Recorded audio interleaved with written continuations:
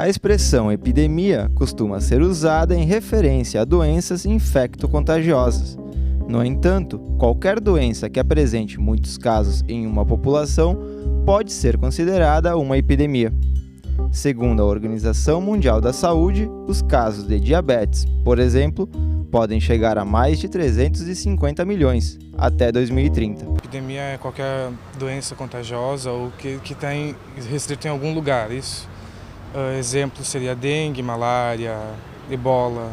É uma doença que está muito localizada em uma região, assim, tem muitos casos em uma região, mas ainda não está, para ser pandemia, teria que estar no mundo inteiro, né, em todos os continentes. De epidemia dengue, por exemplo, febre amarela, o ebola, a princípio, é uma epidemia. São muitas, inclusive diabetes também, essas coisas, e às vezes doenças que vêm até de outros países, né? Eu já tive gripe A, na verdade, eu tive em 2010. Eu tive virose no inverno, assim, e aquela coisa, por causa do ar da pessoa, tá em sala de aula, coisas assim. A maioria são por mosquitos, as tropicais são por mosquitos, então repelente, grades em janelas, não deixar a água acumular. Evitar lugar fechado, né, ambientes que não tem circulação. Me vacinando na medida, mas sempre com a orientação dos órgãos de saúde. Da forma como é indicado, né? Tipo a dengue, a gente pode prevenir cuidando certos locais para não acumular água. Me vacinar, participar das campanhas, né, que tem aí na saúde. Eu acho que é higiene, né? Hidratação, higiene, boa alimentação, cuidados básicos, né? Alimentação também não sei, porque tem pessoas que têm alimentação saudável, coisa e tal, e tem diabetes, né? A vida inteira eu fiz ginástica, cuido da alimentação, sou magro, faço ginástica todo santo dia e fui fazer uma revisão agora em dezembro, revisão espontânea, e o médico disse que eu tinha diabetes tipo 2. E aí agora? Como é que se explica isso? Eu nem sabia que diabetes poderia ser prevenida. Eu achava que ela era tão somente de caráter genético. Diabetes é uma doença de de deficiência de insulina, né? E é uma doença bastante comum hoje em dia na sociedade, ainda mais com essa história de obesidade e tal. É uma doença caracterizada por não entrar glicose nas células e algumas vezes precisa injetar insulina. A minha avó ela tem muitas feridas, assim, tipo, ela tem 91 anos, então ela cai, se machuca e para cicatrizar uma ferida dela é muito difícil. Eu acho que é uma doença bem complicada, que a pessoa tem que tomar bastante cuidado, porque a minha avó mesmo não tomava bastante cuidado e ela sofria bastante com isso, assim, tem que evitar realmente cuidar da dieta e tudo mais, para poder ter uma vida boa com a doença. Tive um caso recentemente, inclusive, que levou a óbito um tio da minha esposa, que teve uma série de sequelas por conta da diabetes, e conheço muitas pessoas, ela é uma doença que acomete aí um grande número de pessoas. Atividade física, fazer sempre a prevenção. As pessoas podem adquirir diabetes, como eu falei, então elas têm que estar sempre ligadas na sua saúde. Acho que é uma rotina saudável, acho que não tem nenhum segredo. Exercício físico, comida balanceada. E orientando desde a escola, do início, a importância de não se tornar obeso, porque a obesidade é um fator de risco para diabetes, né? Então acho que começar desde cedo. Estudos e alertas sobre os perigos que o diabetes gestacional pode trazer, tanto para a mãe quanto para o bebê, não faltam. Mas é preciso que haja um cuidado maior na prevenção dessa doença. Dentro dessa perspectiva, o Pesquisa em Pauta de hoje entrevistou a professora da URGS, Maria Inês Schmidt, que é uma das coordenadoras do projeto Linda Brasil. O estudo visa diminuir a incidência do diabetes em gestantes, utilizando-se do acompanhamento pré- e pós-parto das grávidas. Dentre os teus muitos trabalhos, atualmente está à frente do Linda. Qual são os principais objetivos desse projeto? Como a senhora se envolve com ele? O estudo Linda significa intervenções após o parto para mulheres que tiveram diabetes gestacional. O nome é em inglês, Lifestyle Intervention for Diabetes After Pregnancy.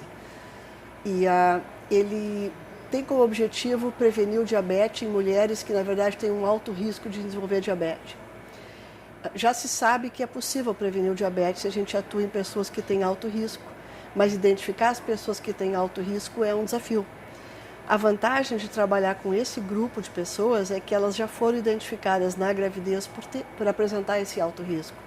E elas fazem exatamente o que elas devem fazer para prevenir o diabetes durante a gravidez. Mas aí quando termina a gravidez, elas esquecem. E a ideia desse estudo é aproveitar esse momento para fazer com que elas continuem desenvolvendo o que elas aprenderam durante a gravidez para poder prevenir o diabetes. Quais são as principais preocupações do projeto Linda? Quais são os seus objetivos? Então, o objetivo principal é prevenir o diabetes, né? As preocupações é o desafio de conseguir motivar e dar suporte para essas mulheres num momento tão difícil e tão especial da vida delas, onde elas se colocam em papel secundário, né? Porque, em primeiro lugar, realmente é o nenê, é o filho, né? É a gente conseguir fazer com que elas pensem nesse momento também em si próprias, porque dessa forma elas, inclusive, vão garantir o futuro da própria criança, né? Porque a saúde dela também influencia depois a saúde da criança. Eu acho que é um estudo mais aprimorado sobre a diabetes, principalmente nas mães que são leigas no assunto e de repente se deparam com aquela situação. Eu acho que é um estudo muito bom para quem está e para eles que estão estudando também, para ajudar novas pessoas que precisam. O que leva a crer que há uma epidemia de diabetes? Quais pesquisas e estudos são relevantes a isso? Essa é uma questão muito atual e que já começa a aparecer em revistas, em jornais, na televisão. Acho que nós estamos vendo uma epidemia de obesidade, uma epidemia de diabetes. Isso está bem constatado, se sabe que o número de pessoas com diabetes realmente está aumentando muito no mundo. A gente não sabe bem por quê. Se é por causa da epidemia da obesidade ou se é porque nós estamos conseguindo melhorar a sobrevida dessas pessoas, eles vivem mais tempo. Então, a gente acaba tendo mais pessoas com diabetes porque a gente diminuiu a mortalidade, né? Então elas vivem mais tempo, né? Se trabalha com as duas frentes, a gente tenta evitar as causas do diabetes, no caso, evitar que as pessoas fiquem obesas, né? Mas a gente continua melhorando, tentando melhorar a sobrevida deles, né? Então, essa é uma questão, é um desafio para todos os sistemas de saúde do mundo. Claro. Pensando não só em gestantes que tiveram diabetes, mas na população em geral, quais são os principais modos que pode se prevenir as doenças cardiovasculares? Pois a forma é muito semelhante, é alimentação saudável e atividade física, né? É muito importante o controle do peso e se sabe que para isso é muito importante se pesar frequentemente. Esses são os pontos principais para o diabetes, né? Para as doenças cardiovasculares tem algumas coisas a mais que pode se fazer, mas só fazendo isso já ajuda também bastante na prevenção das doenças cardiovasculares.